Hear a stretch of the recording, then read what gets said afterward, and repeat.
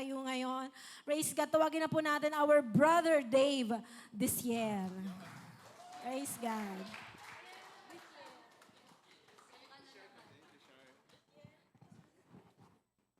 Amen. Hindi ko po alam actually kung paano ko sisimulan. Sige po, bago po tayo dumako sa salita ng Diyos, tayo po muna yung manalangin. Hingin natin ang pagsama ng Diyos. Lord God, thank you po for this privilege. Thank you po for this time. Lord, I pray, Panginoon, gaya nga po ng aming dalangin lagi, Panginoon, itago niyo po ako sa inyong likuran. Ang makita po, Panginoon, hindi ako, kundi po ang inyong salita. Lord God, sabi niyo po sa inyong salita, Panginoon, na no word shall return to you void. Lahat ng salita niyo, Panginoon, ay dapat may mangyari, Panginoon. Hindi babalik sa inyo, Lord God, ng walang kabuluhan. So, Lord God, I pray na ako lang po gamitin niyo. And Lord God, I pray, Lord God, na may I give you glory. And Lord God, sa lahat po na makikinig, may we give you glory, Lord God, by listening and also by doing your word, Panginoon. Lord, just use me, Lord. Sa iyo po lahat ng papuri, Panginoon, in Jesus' name. Amen. Sige po, tayo po yung makakaupo. Grabe po yung introduction kanina. Sabi natin ni Dorica, I'm a man of few words. Actually po, few words po talaga. Kasi kinakabahan po ako dun kanina. Kahit ilang beses pa po pala tayo tumayo, or there's many times we have done this, pero po talaga po nakakaba. Para po naiinis po ako sa mga kapwa ko leaders right now. Na mga medyo chill-chill lang, hindi naghanda. Sabi po ni Brother Dave kanina, ganun pala yung pakiramdam ng pumunta ka ng midweek, makikinig ka lang, wala kang iisipin. But right now, but this evening, I pray you give me grace. Amen. I'm gonna be sharing to my family right now. Not to a congregation formally, but I'm gonna be sharing to family. Amen po ba? Amen. So, again po, my name is Brother Dave, and I thank our senior pastors, Pastor Bunny Booz, Pastor Ruth, and also our admin pastor, Pastor Melanie, for giving me an opportunity to be here. Medyo mabilis po ba? And I'm part of the leadership of this church. Amen. So, since it is Family Month, we're going on a little bit of different perspective. Amen. So, sino na-bless dahil yun yung natin ngayon, series natin. Nakita ko po nung unang linggo na nag-preach si Pastor Booz ng Family Month, tahimik po talaga tayo. Hindi po dahil sa hindi tayo nakikinig, but it was talagang talagang may suntok o may talagang tumatagos sa atin. And I pray ngayon na it's not about the eloquence or it's not about yung galing ng preaching, but I pray we learn tonight. We're gonna talk about broken families. Amen po ba? Amen. But I will read this verse before I continue. Sabi po sa John 9, 1-3. Sabi po sa John 9, 1-3. Sabi dito, now as Jesus passed by, he saw a man who was blind from birth.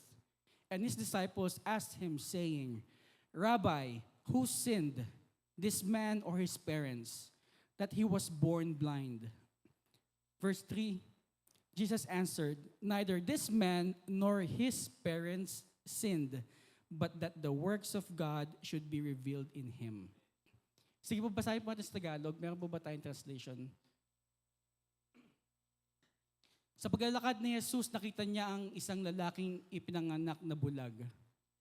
Tinanong siya ng kanyang mga alagad, Guro, sino po ang nagkasala at ipinanganak na bulag? Ang lalaking ito, siya ba o kanyang mga magulang? Verse 3, sumagot si Jesus, ipinanganak siyang bulag, hindi dahil sa nagkasala siya o ang kanyang mga magulang, kundi upang mahayag ang kapangyarihan ng Diyos sa pamamagitan niya. Amen. broken family, tapos yun yung verse natin. We will answer that later, kung bakit. But remember verse 3, that the works of God should be revealed in Him. Nangyari yung mga bagay na yon dahil para ipakita ng Diyos ang kanyang kaluwalhatian. Amen? About broken families, the not so fun fact, hindi masyadong magandang news. About 1 in 3 Filipino millennials and Gen Z grew up without both parents at home. Amen? Hindi, dapat siya fun fact siya eh. Magandang trivia sana yun, kaso nga lang hindi nga siya nakakatuwa. While the older generation were lower at roughly 1 in 4. Ibig sabihin, yung older generation, 25% sa kanila grew up with a broken family. But this generation right now, 33% o 1/3, laki ng tinaas, grew up with a broken family.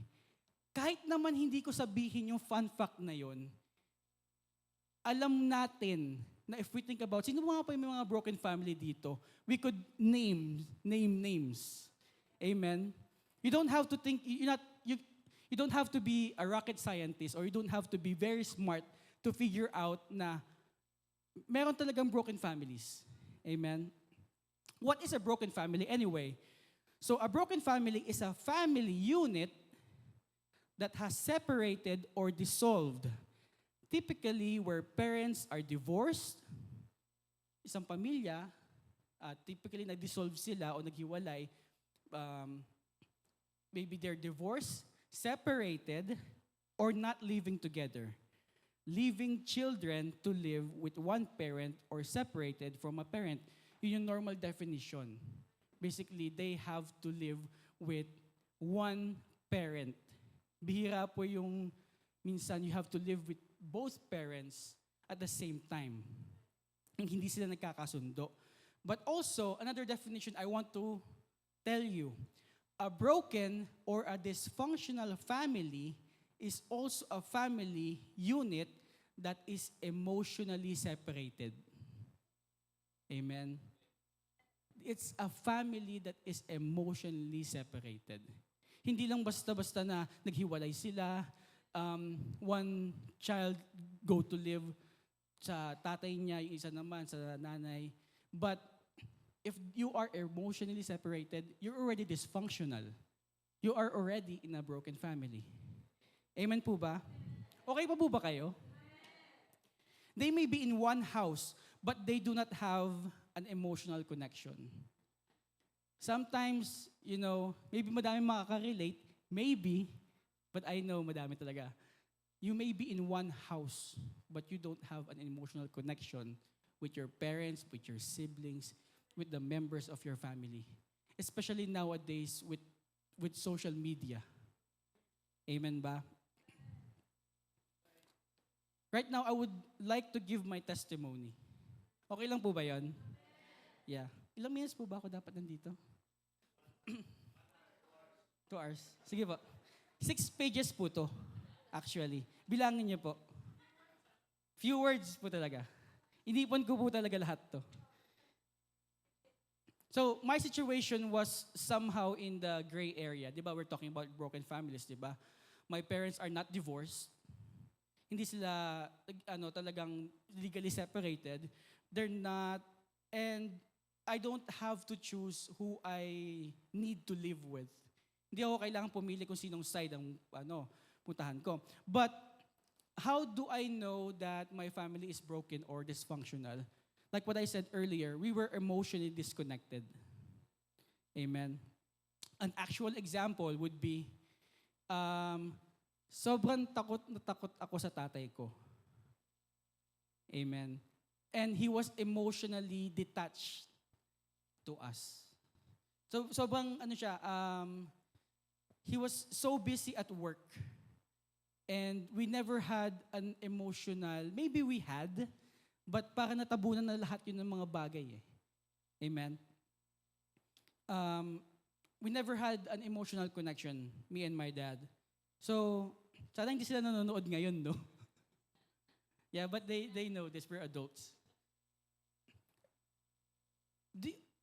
Before I continue, do you know that a father's presence is very important in a child's life? Amen po ba? Sa lahat ng mga tatay dyan, can you say amen? Sa lahat na magiging tatay, hindi ka kayo pagsalitaan ng amen. I just want you to know, if you want to be a father, your presence is very important. And also, studies show na children who grew up with just their dads, sometimes they grew up much better in life rather than those children that grew up with just their moms. Amen. Ganon kahalaga yung presensya ng isang tatay. So going back, Dad was always busy at work, never really had time for us. Wala kaming connection. And also, my mom is too busy with her problems. My mom's problems were actually inside the family then. So, yeah, she was around and then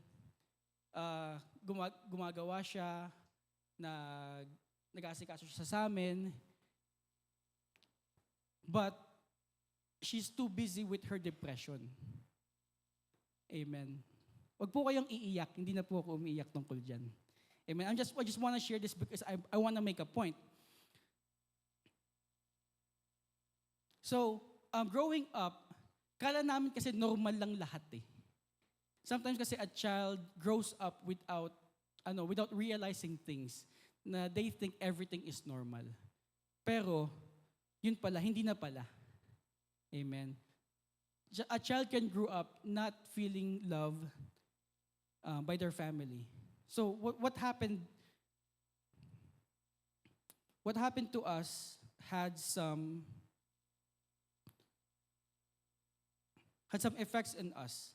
We never, alam niyo po ba yung mga pamilya na sino dito nag-I love you sa mga magulang nila? Sino dito nag-I love you sa mga anak nila? Okay, we never had that. Okay, wala pong iiyak ha. Kung nakaka-relate po kayo. Okay, we never had that. We're not vocal with our love or feelings for one another.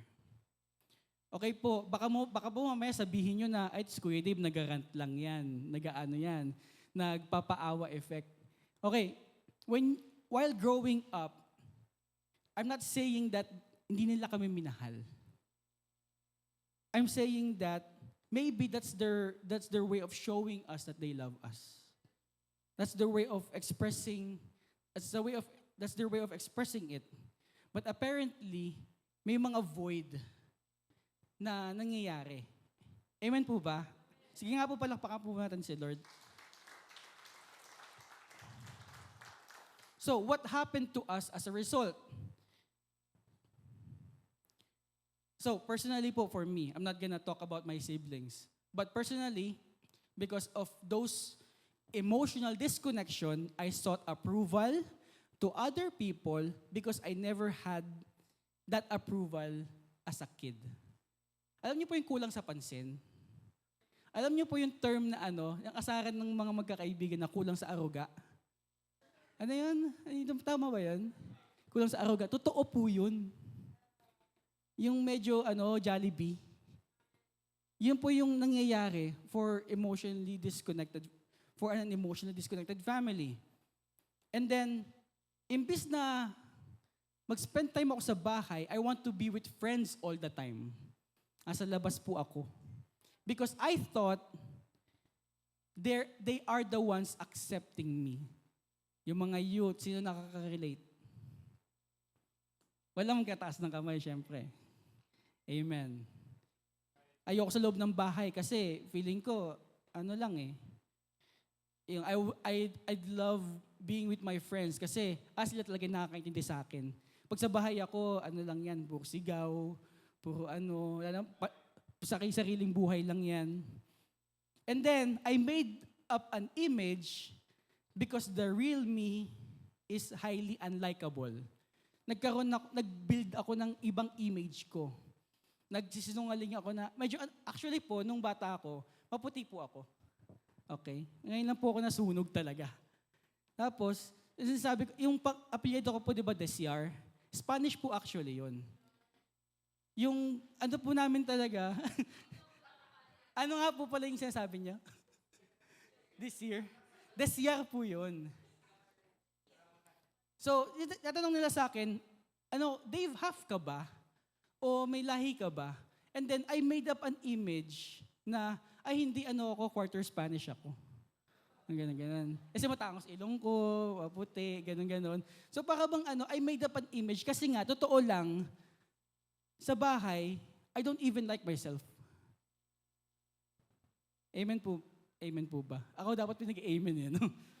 So, that happened to me.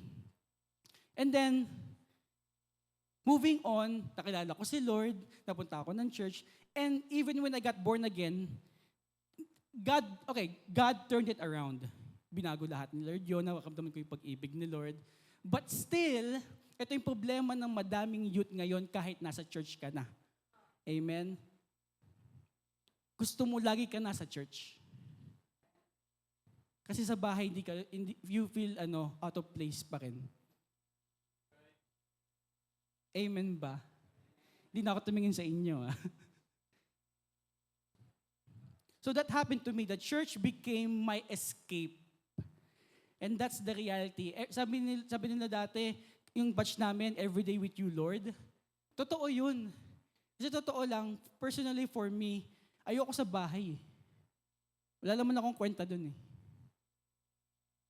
So, but sometimes kasi ganito huwag natin masamain yung church. Amen. I believe God used the church then at those kind of times as a place of refuge to us. Kasi totoo lang, dito mo rin maramdaman yung pagmamahal ni Lord. Dito mo maramdaman yung pagmamahal ng mga kapatid mo. Actually, when I came to church, nagkaroon ako ng mga kapatid. Nagkaroon ako ng mga ate. Nagkaroon ako ng mga kuya. Nagkaroon ako ng mga nanay. Nagkaroon ako ng mga tatay. Something I didn't have before. Amen.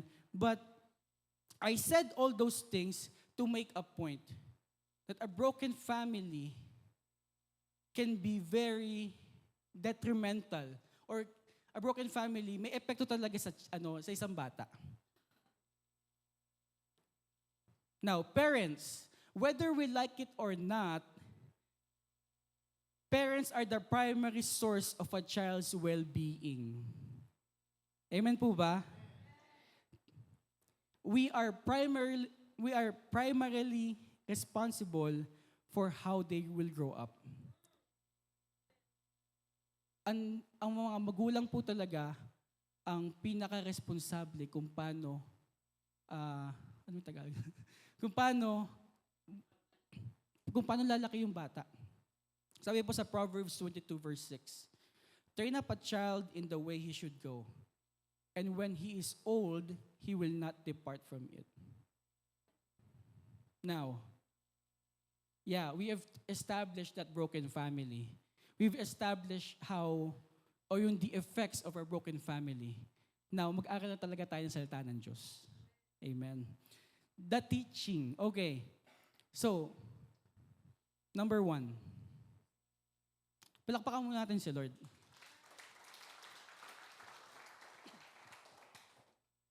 Ready na kayo? Amen. Broken families are made because Christ is not the center of it. Amen. Nagkakaroon tayo ng broken family because hindi si Lord ang center nun. Amen. The only truth a family should be following should be God's truth. Kasi ganito yun eh. Paano ba yun? Lalo na sa mag-asawa, sometimes may sabihin ako, may point ako, may nararamdaman ako, valid yung nararamdaman ko. Paano yung asawa ko? May point din siya. Valid din yung nararamdaman niya. So meron akong truth na sarili ko, meron din siyang truth. Amen? And then yung anak namin, meron ding truth. Valid din yung nararamdaman niya. May point din yung sinasabi niya. But if we want to go with those truths lang, and not based on the Word of God, talagang magkakagulo tayo. Amen. We have to go with what the Bible says rather than with our own truth. Dindihan ba natin yon? Sabi sa Jeremiah 17 verse 9, the heart is deceitful above all things and desperately wicked. Who can know it? Minsan kasi nagtatalo tayo, ano naman to? Hindi ko masabi talaga yung very own words kasi medyo controversial siya eh. Pag sinabi ko eh. Pag aangal ako na sana naman ganito gawin mo, yung asawa ko naman, makinig ka naman sa akin. Diba? Valid naman lahat yun. Pero, if the Word of God is not our standard, magkakagulo lang tayo. Amen? Number 2. If we are putting God first, we have the fear of the Lord. Amen? The fear of the Lord comes with knowledge. Sabi sa Proverbs 9 verse 10, the fear of the Lord is the beginning of wisdom, and the knowledge of the Holy One is understanding. I want to explain this. Minsan kasi ganito, di ba? When you, inside the family, may mga emotions tayo eh. Minsan, gusto nating, sa mga kabataan, gusto nating lumayas. Gusto natin sagutin yung mga magulang natin. O minsan, we want to do things sa mga lalaki. Sometimes, pag galit tayo, may gusto tayong sabihin na minsan hindi natin mababawi. Also with the wives. But if you have the fear of the Lord, kung may takot ka talaga kay Lord, God will definitely convict you. Sabi ni Lord, stop. Okay, stop ka lang dyan. Huwag mong gagawin yan. And then eventually, ako po, personally, meron po akong na-adapt na pangit na ugali growing up. Nang po ako, nang nagdadabog. Nanununtok po ako ng pader. O kaya po nagbabasag po ako ng gamit. And then, when I came to know the Lord, minsan sabihin nila sa akin ni Lord, okay, stop. Don't do that. You're gonna regret it. And ang totoo lang po, if every time na galit po ako, matalim din po ako magsalita. But it is God helping me not to say things that I will regret. Amen. That's because of the fear of the Lord. Nagkakaroon ko tuloy ng wisdom. Pag ginawa, okay, galit ka ngayon, sabi sa Bible. Anong sabi sa Bible pag galit ka? Alam niyo po ba? Do not sin when you are angry. Huwag kang magkakasala pag galit ka.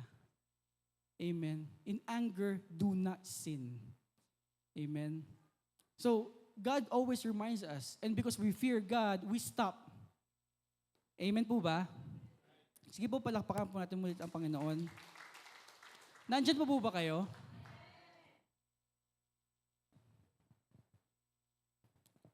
For husbands, this is the wisdom actually. Sabi ni Pastor Bus last 2 Sundays ago, we must be praying, protecting, and providing. Amen. Rather than being dominant inside the house. Rather than shouting. Amen. Amen po ba mga tatay?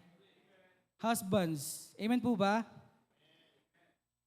And for the wives must be submitting, multiplying, and managing. They are to be a suitable helper sa mga asawa. Amen. Not domineering o not dominating. Minsan po kasi talaga, aminin man po natin sa hindi. Minsan, ang mga asawa, parang hirap sabihin Hindi. They can be dominating. Amen. But that's, As God's designed, you know. Amen po ba? Amen. Saka ko na po siya, asikasuhin mamaya after preaching. Amen. Next point po. Number 3. We need God's help to steward our families. Sabi sa Psalms 127 verse 1, unless the Lord builds the house, they labor in vain who built it. Unless the Lord guards the city, the watchman stays awake in vain. Pwede po ba sa Tagalog yan? Mas maganda po siyang explain eh. Sabi dito, maliban nga si Yahweh ang nagtatag nitong bahay, ang ginagawa ng nagtayo ay wala ring kabuluhan. Maliban nga na si Yahweh ang sa lungsod ay gumabay, ang pagmamasid ng bantay ay wala ring saysay. You are hearing this right now. Maybe this comes to you as something na, this is what I should do. Ito yung mga bagay na dapat natin gawin. Okay, maybe nagkakaroon pa tayo ng mga, alam yung sa YouTube, ng mga, okay, husbands, you should do this, wives, you should do this, children, you should do this. Pero, kung hindi mo kasama si Lord doon, it will fail. Amen po ba? I really love this kasi we must understand that we're human. We have emotions. And we cannot do this on our own. Babalik lang tayo sa point number 1 eh. Kailangan nga si Jesus ang center.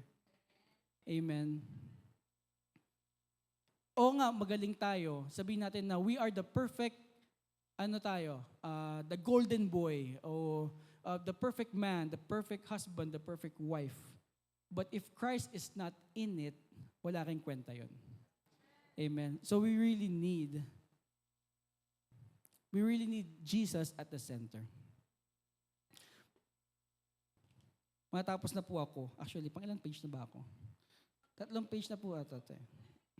7 na ba? Amen po ba? Sige po, palakpakan po natin with the Panginoon. Here's my challenge for the parents. For parents, let us build our house upon the rock. Amen. Gaya nga po na binasa natin kanina sa Psalms 127, kung hindi lang si Lord din ang magtatayo niyan, wala ring kwenta yan. Amen. Yeah, you're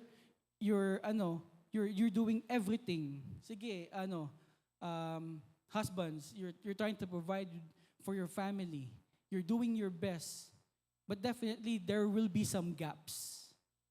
You know, like my dad, I know he is a good man. I personally know, because he provided for us. But definitely, when you spend your time on one thing, hindi mo ma-spend siya sa kabila. There will definitely, may mga uwang talaga na hindi mapupunan.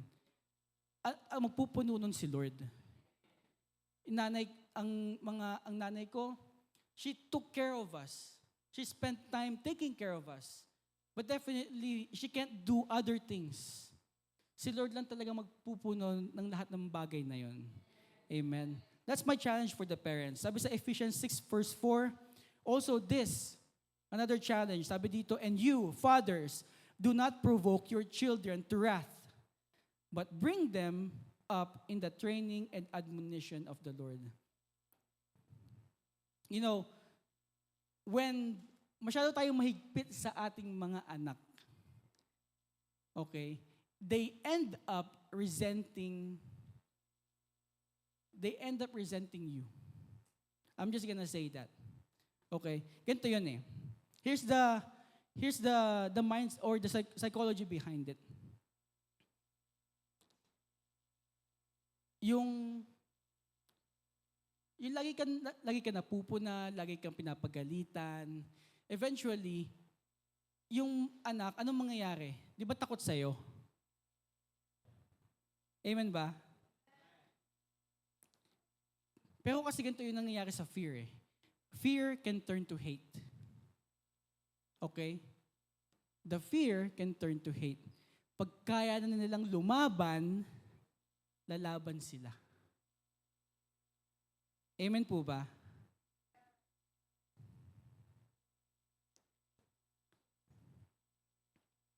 Amen. That's the challenge for the parents.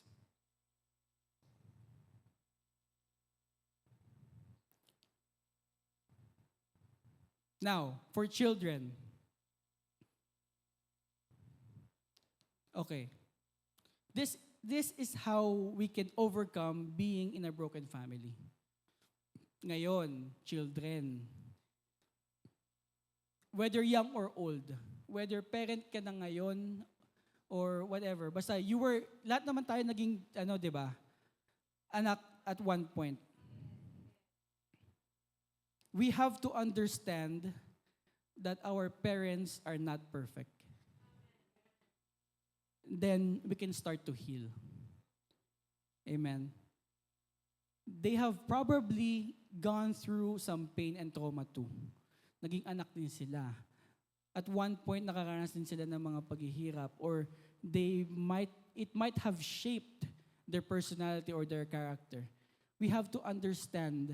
Kasi ganito lang kayo a child really looks up to their parents. Talaga tumitingala talaga ang bata sa magulang. And when they fail, talaga nag-fail din ang expectation. Amen ba? But when we understand na hindi sila perfect, then the forgiveness comes in. Amen? And then the honor comes in. Because no matter what you do, they are still your parents. You really cannot choose your parents. The Bible did not say, honor your father and mother. Or the Bible actually said, honor your father and mother. But it did not say, honor your good father and your good mother. It just says, honor your father and mother. May blanco dun sa may adjective bago yung bago yung father mismo or yung mother. It means kahit anumang kasama sa tingin mo, okay, we must honor them. We really have no choice. Whatever it is, you have to understand that they're not perfect. Now, going back to the verse, sabi sa John 9, 1-3.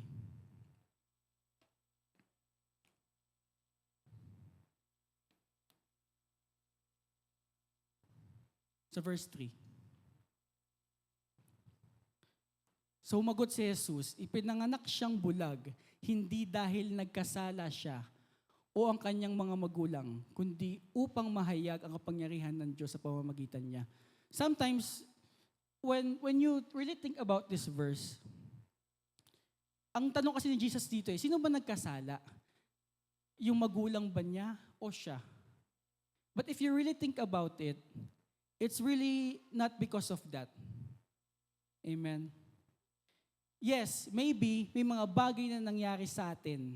Kasi minsan we ask kung bakit nangyari sa akin to, ba't ko nakuha itong mga magulang na to, why do I have these parents, kung bakit kailangan pang mangyari itong mga bagay na to. Sometimes we ask that Sino nakapagtanong nun? But it's not really about that. Yes, maybe. Kasalanan na ng magulang natin. But it's far greater than that. Nangyari yung mga bagay na yon so that the glory of God might be revealed in you. Amen. So when you came to know Him, He can turn everything around. You have gone through this. You have gone through many things. But definitely, when God moves on you, He can definitely turn everything around. Amen. Sige po tayo po lahat tumayo.